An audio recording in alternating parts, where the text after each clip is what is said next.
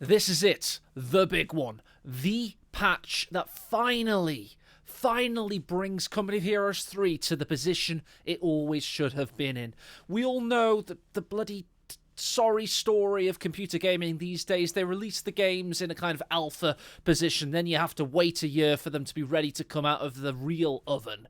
Well, that real oven is now dinging, and it is now ready to open, and we have a lovely, truly fully baked Company of Heroes experience ready to devour. So if you're a sleeper casual fan, or you're a disgruntled community member, I think it's now time to just ignore the sorry state of the computer gaming market and the unfortunate overcommitment of Relic's strategic vision for CoH3. 4 factions, 2 campaigns, not enough resources. Hello, bit of a problem there. It's now time to ignore that, and 9 or 10 months later, whatever it is now, it's now time to enjoy Company of Heroes 3. Because the 1.4 patch, otherwise known as Turquoise Crocodile, no, it's Silver Shepherd, is the patch. So, yeah, I'll get all the cynicism out of the window. Just chuck it out of the window. Let's just look with fresh eyes at what we're being greeted at in this particular patch. And I've got some crib notes here. But most of all, what I'm going to be going through is the stream that they just delivered. Because it was a very, very good stream. It's a very good stream because it showed a lot. It's a very long stream, to be honest, and they're a little bit more modest. It is their job at the end of the day. And at times, you know, they sound like they're at work. I mean, heaven forbid. But let's just start with the fact that the graphics, the rendering, the ambient occlusion, and lighting is how it should look in your mind's eye. When you imagine how Company of Heroes 1 made you feel as a kid, or 20 years ago, whenever the hell that game came out, or how CoH2 looks today, you feel this great gritty game that makes kind of World War II strategy feel cool. Well, it's no longer like a cartoon. It very much has started to look like it always should have looked. This, by the way, is Monolithic Bacon talking about the 2 new maps. We've got 101st Day and Villa Fiore. This is the 4v4 map that's new, so this is the one he was building on those designer map videos. And we've got another one which is a bit like an Arnhem Checkpoint style 1v1 map called Villa Fiore. But yeah, as you can see, the graphics are a lot better. You can also see brand new icons and a user experience kind of within the game. All the UI has been redone. You can see all the icons here, and there's been a lot of work with regards to how the game looks. And I will now say I think this looks better than Company of Heroes has ever looked before. And that includes Company of Heroes 2 with rendering options, reshade, etc. I think this now looks how we would want a CoH3 to look. Yes, it's late, but again, cynicism is out of the window for this video. Let's go a bit forward. We've got those 2 new maps. We've got whatever this is. This is the single-player guy. And I'll give him his due. The single-player experience is a lot better now. What they have done is that very first mission feels like the Company of Heroes 1, the Omaha beach landing mission. It feels exciting and action-packed, and they're trying to really rope in new players and keep them there. They've also done a lot of work on the AI and how it plays to try and recapture how good Arnhem Assault was back in the day. Not Arnhem Assault, what's it called? Ardennes Assault in the CoH2 era, the 2015 standalone single-player experience. They've tried to really recapture how cool that was to play, and they've tried to redo everything there. But you can see a little bit of the menu experience. I was trying to actually get to that, because even the main menu is a hell of a lot better now. Ah, here we go, main menu. So the main menu you're now greeted with looks something like this. You can even see this guy's gently swaying in the background, but it's a lovely main menu, and I actually think that matters a lot. It's the first impression. When I load it up, I don't want to feel like a loser, and CoH3 was making me feel like a loser. I was like, why am I even playing this game? Have you seen the main menu? It looks like it was made by an intern. Now this looks like a AAA studios made it, goddammit, and that inspires me to keep playing the game. I'm just going to be honest. It's a simple thing, but to me, it's quite a big thing. And next, we are going to go over to 2 of the wonderful people on screen here. These are people part of the design team. We've got Miguel Devem. I won't pronounce his second Portuguese name, but the triple-time world champion has been heavily involved in the design team, and of course the engineering guys, and a lot of people have been making the game feel better to play.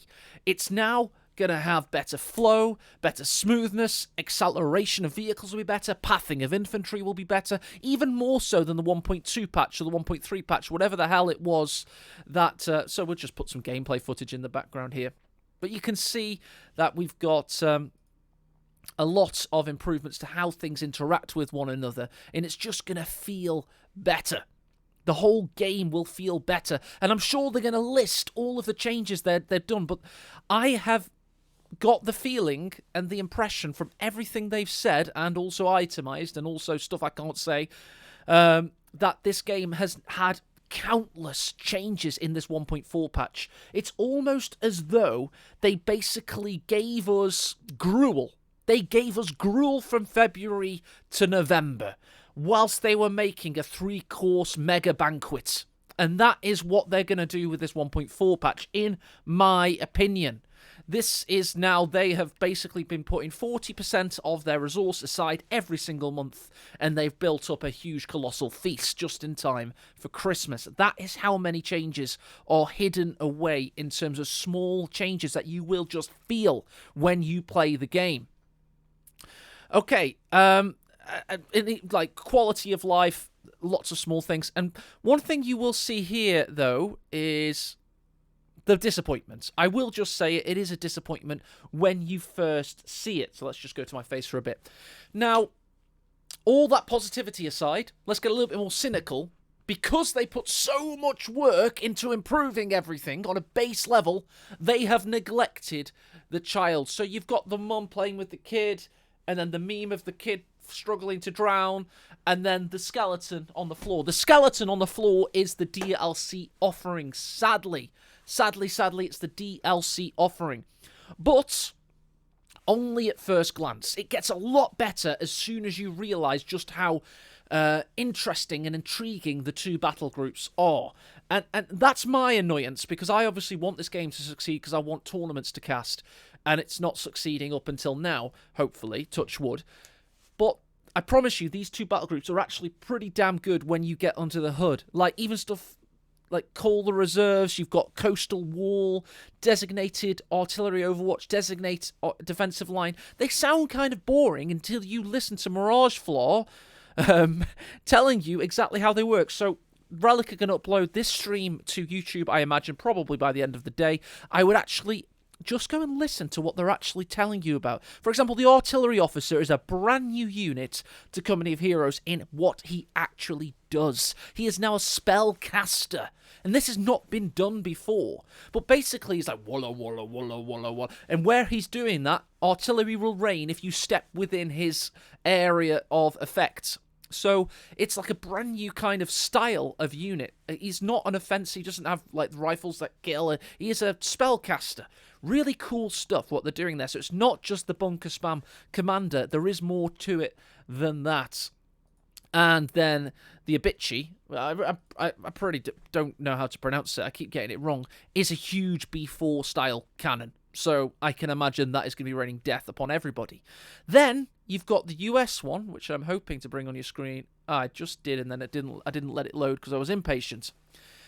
The Rangers are capable of being the most powerful infantry unit in the game ever, if you can get them to Vet 3 and get all 6 weapon slots covered. However, they're going to cost a lot, and they're going to be balanced accordingly. So it's a really interesting dynamic. I'm sure it's going to be OPAF when it first comes out, but it is actually quite interesting. Then you've got Medical Tent, or Designated Assault Position, leading to weapons training, which is like an all-out mega infantry ability where your rangers become even more superhuman.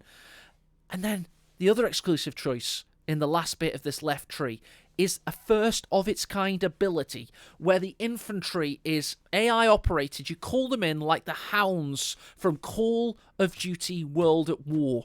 And they basically run at the enemy, heads down, arms flinging, and you can't control them. And your enemy just has to be distracted by them or kind of try and suppress them. But they're like 3 or 4 squads that come onto the screen, and it's AI controlled. It's like a summon from Final Fantasy almost. It's really cool, really, really cool. I'm not too made up about the rest of it. I hate auto fire, to be honest. And then the rest of it's, much needed artillery piece. The artillery observers, by the way, can put beacons down, which is kind of cool, or you can do ammunition storage, which kind of boosts your support weapons. So yeah, it's cool, but yeah, it's not as good as the left side. The left side's hype. Now, the final bit of this video, and this is a whistle-stop tour, but it's about the replay system. And you would have thought I'd be most excited. Oh, I've got TAC map to talk about as well. Oh my god, this is... Yeah, we've got even more cool content to talk about. We've got replace here. The UI is blah, blah, blah, blah, blah. But it's all about the caster HUD. Now, I'll draw your attention to the caster HUD now. Blah, blah, blah, blah, blah. Here we go, caster HUD. So it looks busy. You can hide away the bottom section. I was aching for Marcus to do this earlier. So I'll show you how cool that looks. There you go. You hide away the bottom section. This is how I'll be casting it. Hopefully that happens. He's good. Look, he's tickling the nipple of collapse. He's teasing us. Look at him. I'll hide my camera when he does it. Finally. Come on, Marcus. Press the ball. There it is. There's the ball. Right. So you've got all the information you possibly need to cast the game now. And this is just the first state. You'll actually hide this second bar in a second, I believe. Go on, Marcus. Do it for us, son. Get it done. Get it done. This bit here hides as well. He can do that. But yeah, it's awesome. And it really shows you everything you need to see. There we go. There's the button. He's going to press it again. Go, go, go. This is what I was really dying watching the stream because I have an idea of what they're going to show. There we go. Ah, awesome. So that's how I'm going to stream, personally, doing tournaments if I'm fortunate enough to be able to cast some. But it's awesome. It's the first time, like, for me, especially with the kill counter on top. That's kills, that is.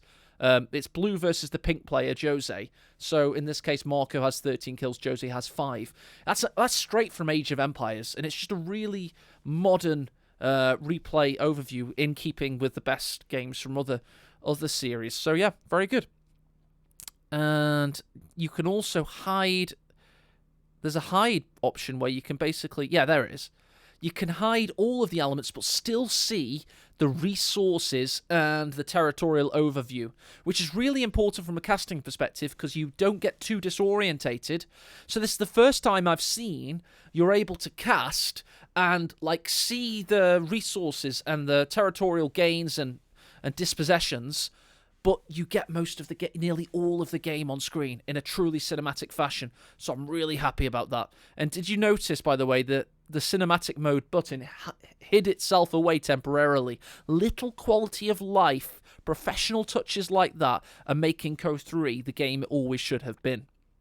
And finally, but not leastly, we have possibly my favourite change. It's this. It's the new tactical map, baby. Look at that. Look at it. It's the best tactical map we've ever had for Company of Heroes, and I am a CoH1 supremacist and purist. This is now the best tap map we've had because it takes the art style from CoH1. It makes the tap map bigger than ever before, and it takes all of the quality of life features from the CoH2 tap map and adds way more because you can now position support weapons. You can see units firing in the fog of war. There's loads of stuff going on here.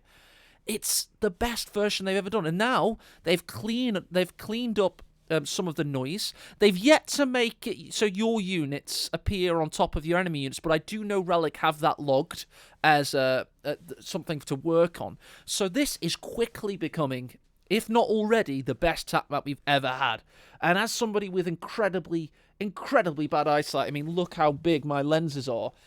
I need this feature. I need it to be optimal, and it's now getting optimal. So I'm super duper happy. I'm going to be honest, this is 90% real hype. I am genuinely super duper enthused about the 1.4 patch, but the 10% isn't actually reserved for the crap we had with the really half-baked launch and all the slow patching. It's not anything to do with Relic. My 10% reserved is actually due to people like me and you, the community. I am not sure we're going to get back on the hype train. I don't know if the organic impetus to support this game and make it a true success is truly there. I'm just really hoping it is. You know, I'm not going to be the dominant super duper tournament organizer anymore. So I'm kind of a little bit thinking, gosh, I hope there's more tourneys to cast. And I'm kind of also thinking, like, is the kind of the game replays era, the CoH3.org era, everyone's on Discord now, is it too kind of like, where are the focal points? Where's the driving force of the community? Where is the people talking about strats and analyzing replays? Well, I hope that's going to happen. And there's loads of great Discord channels like the German dudes on Community Germany. You've got, obviously, very fragmented areas of different streamers, Discords, and stuff like that. But I really do hope that the community starts to find its footing and find its strength and learns to love Company of Heroes again with this latest installment in the franchise.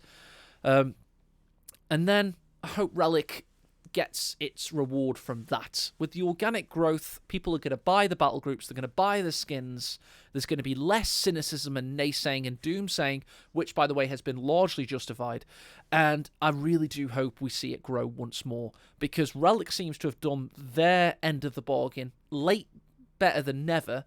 Now, let's see if we're ready to accept it with the open arms it possibly deserves.